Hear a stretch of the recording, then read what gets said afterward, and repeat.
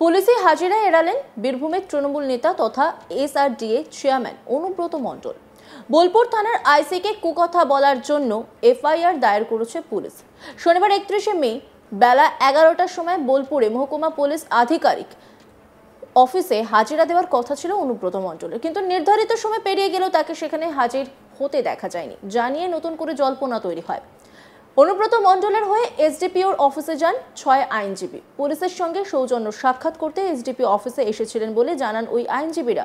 অনুব্রত মণ্ডলের হাজিরার বিষয়টি জিজ্ঞাসা করে তাকে করা হলে তারা এড়িয়ে যান। যদিও পুলিশকে অনুব্রতর আইনজীবীরা জানান শারীরিক অসুস্থতার কারণে তিনি এদিন নির্ধারিত সময়ে হাজিরা দিতে পারেননি। পুলিশ অনুব্রতকে হাজির দেওয়ার জন্য ফের নোটিশ দিয়েছে বলে খবর। প্রসঙ্গত, বোলপুর থানার আইসি লিটন হালদারের সঙ্গে অনুব্রত মণ্ডলের ফোনে কথোপকথনের একটি অডিও ক্লিপ ভাইরাল হয়। অশ্রাব্য ভাষায় পুলিশ আধিকারিকের সঙ্গে কথা বলতে শোনা যায় অনুব্রতকে। এরপরেই দলের তরফে তাকে ক্ষমা চাওয়ার জন্য নির্দেশ দেওয়া হয়েছিল। পাশাপাশি পুলিশের তরফে এফআইআর করা হয়। অনুব্রতর বাড়ি গিয়ে নোটিশ টাঙিয়ে দেওয়া হয়। অনুব্রতর বিরুদ্ধে বিএনএস এর 224, 351, 75 ও 132 ধারায় মামলা দায়ের করা হয়েছে, যার মধ্যে শেষের দুটি জামিন অযোগ্য ধারা। এরপরে কি পুলিশের তরফে আরো কোনো বড় পদক্ষেপ নেওয়া হবে? যদিও অনুব্রত মণ্ডলের অডিও বিতর্কে ইতিমধ্যেই সরব হয়েছে বিরোধীরা, তাকে গ্রেপ্তারের দাবি জানিয়েছে বিরোধীদের একাংশ। আর এই গোটা বিষয়টা নিয়ে আমার কলিগ শান্তনু হাজরা ঠিক কি তুলে ধরেছে দেখাবো আপনাদের। 24 ঘন্টার মধ্যে দ্বিতীয় নোটিশ এসআরডিএ চেয়ারম্যান অনুব্রত মণ্ডলের কাছে পৌঁছে দিল বাংলার পুলিশ। রীতিমতোই প্রথম নোটিশেই গড়হাজির এড়িয়েছেন অনুব্রত মণ্ডল। সূত্র মারফত জানা যাচ্ছে যে অনুব্রত মণ্ডলের অসুস্থতার কারণেই হাজির হতে পারেনি এসডিপিও যে বোলপুর এসডিপিও যে অফিস রয়েছে সেই অফিসের সামনে।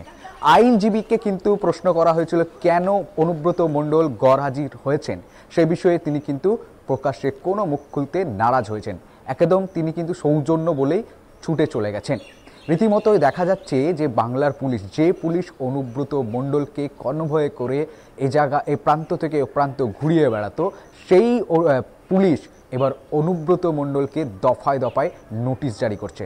দ্বিতীয় নোটিশ জারি করেছে অনুব্রত মণ্ডলকে। অনুব্রতর দলীয় কার্যালয়ে প্রথম নোটিশ কিন্তু দিয়ে আসা হয়েছিল, আবারও দ্বিতীয় নোটিশ কিন্তু দিয়েছে বাংলার পুলিশ।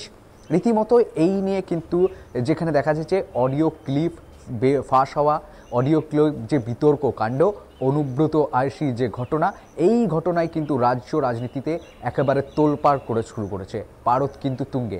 এই মুহূর্তে লাগাতার ভারতীয় জনতা পার্টির তরফ থেকে বিভিন্ন এলাকায়, বীরভূমে যে 3টি মহকুমা রয়েছে সেই শহরের দেখা যাচ্ছে বিশেষ করে সিউড়ি, রামপুরহাট, বোলপুর সমস্ত এলাকায় কিন্তু লাগাতার ভারতীয় জনতা পার্টির তরফ থেকে অনুব্রতর গ্রেপ্তারের দাবি জানিয়ে কিন্তু বিক্ষোভ, পুলিশের সাথে ধস্তাধস্তি, এমনই চিত্র উঠে আসছে। কিন্তু প্রশ্ন হচ্ছে একটাই, দ্বিতীয় নোটিশও কি এড়িয়ে যাবে অনুব্রত মণ্ডল? এমনটাই প্রশ্ন তুলছে বীরভূমের রাজনৈতিক মহল। এবার দ্বিতীয় নোটিশে কি কারণ দেখাবে অনুব্রত মণ্ডল? পুলিশ কি পারবে আইনি ব্যবস্থা নিতে? পুলিশের তরফ থেকে পুলিশের আইসি, বোলপুর থানার আইসি লিটন হালদার যে অনুব্রতর বিরুদ্ধে যে মামলা, যে অভিযোগ দায়ের করেছে, যে কমপ্লেন লঞ্চ করেছে, সেখানে কিন্তু ভারতীয় ন্যায় সংহিতার 4টি ধারা কিন্তু রয়েছে। তার মধ্যে সেই 4টি ধারার মধ্যে 2টি কিন্তু জামিন অযোগ্য ধারা রয়েছে। তাহলে অনুব্রত মণ্ডল কিভাবে বাংলার পুলিশের থেকে রেহাই পাবে? এটাই হচ্ছে বড় প্রশ্ন।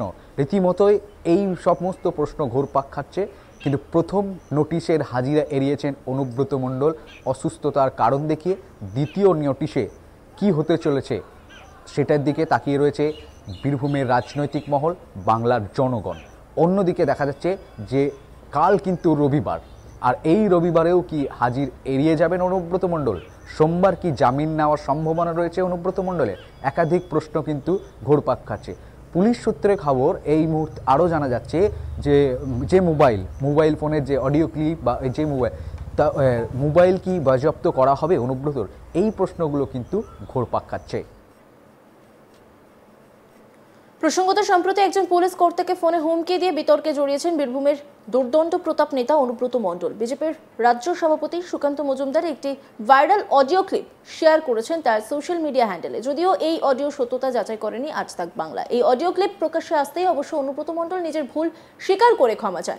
এ নিয়ে দিলীপ ঘোষকে জিজ্ঞাসা করা হলে তিনি জানান, 10 বছর ধরে ওনার ভাষা শুনছি, আমার সম্পর্কে ওনার ডায়লগ শুনেছি, উনি দলের কর্মীদের সঙ্গে কি ভাষায় কথা বলেন সেটা শোনার সৌভাগ্য হলো।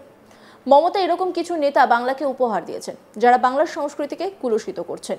একটা পার্টি যার সব নেতা করাপ্টেড, ম্যাক্সিমাম নেতা কেউ জেলে গেছে, কেউ ফিরে এসেছে, কেউ যাওয়ার প্রহর গুনছে। এরকম পার্টির কি কালচার তাও দেখতে পাচ্ছি। মানুষ হাহাকার করছেন, মুক্তি চাইছেন। পশ্চিমবঙ্গের এত অধঃপতন কোনোদিন দেখবো ভাবিনি, কিন্তু পদে না থেকে অনুব্রত মণ্ডলের এত রব কেন? এর জবাবে দিলীপ ঘোষ জানান, টাকা কামানোর সোর্সগুলো ওনার কাছে আছে। তৃণমূলে কে কোন পদে আছে এটা কোনো গুরুত্ব নেই, কার কাছে টাকা আছে, গুন্ডা আছে সেটাই আসল। তিনি কোন দিন বিধায়ক, সাংসদ, মন্ত্রী হননি, তাও তার যা দাপট, ওখানে পাথর বালি, গরু, কয়লা সব ওনার হাতে। একটা লোক 500 কোটি টাকার মালিক, এটা একমাত্র তৃণমূল কংগ্রেসেই সম্ভব। দিলীপ ঘোষ ঠিক কি বলেছেন শোনাবো আপনাদের। আমি জানি না ভাই, ওনার ভাষা আমি শুনিনি, কারণ 10 বছর ধরে ওনার ভাষা শুনছি আমি। 10-12 বছর ধরে তো আমি যতদিন রাজনীতি এসেছি ততদিন শুনছি। আমার সম্বন্ধে ওনার ডায়লগ শুনেছি, আমাদের নেতাদের সম্বন্ধে, পাবলিকের সম্বন্ধে, কিন্তু ভেতরে ভেতরে উনি পুলিশকে, কর্মচারীদের কি বলেন সেটা শোনার সুযোগ হলো এইবারে।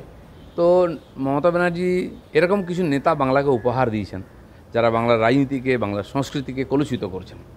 আমার মনে হয় টিএমসির এটাই দান, একটা পার্টি যার সব নেতাই প্রায় করাপ্টেড।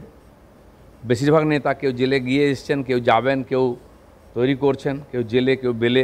এরকম একটা পার্টি, তার কি কালচার সেটা আমরা দেখতে পাচ্ছি। তাই পশ্চিমবাংলার লোক এখন হাহাকার করছেন, মুক্তি চাইছেন। তো পশ্চিমবাংলার এত অধঃপতন মনে হয় আগে হয়নি, বা এটা দেখতে হবে আমরা ভাবিনি।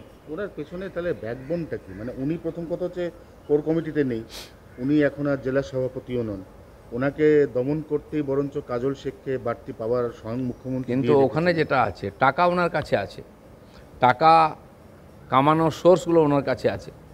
টিএমসিতে কে কোন পদে আছে এটা কোনো গুরুত্ব নেই, কার কাছে টাকা আছে, কার কাছে গুন্ডা আছে তার গুরুত্ব বেশি। তাই তিনি কোনোদিন এমএলএ হননি, এমপি হননি, মন্ত্রী হননি। তার যে দুর্দণ্ড প্রতাপ, হলো বীরভূম নয়, বর্ধমানে আশেপাশে এলাকায় তার যে দাপট ছিল, এবং ওখানকার যত রিসোর্স আছে, পাথর, বালি, গরু, কয়লা, সব কিছু লুট করেছেন। 550 কোটি টাকার মালিক একজন পার্টির সাধারণ কার্যকর্তা, ডিস্ট্রিক্ট প্রেসিডেন্ট।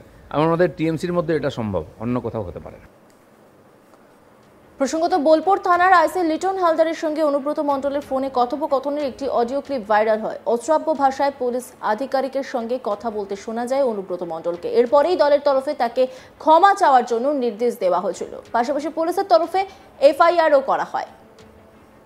অন্যান্য খবরের আপডেটের জন্য অবশ্যই নজর রাখুন আজ তাক বাংলার ইউটিউব স্ট্রিমিংয়ে। লাইক, কমেন্ট, শেয়ার এবং সাবস্ক্রাইব করতে ভুলবেন না।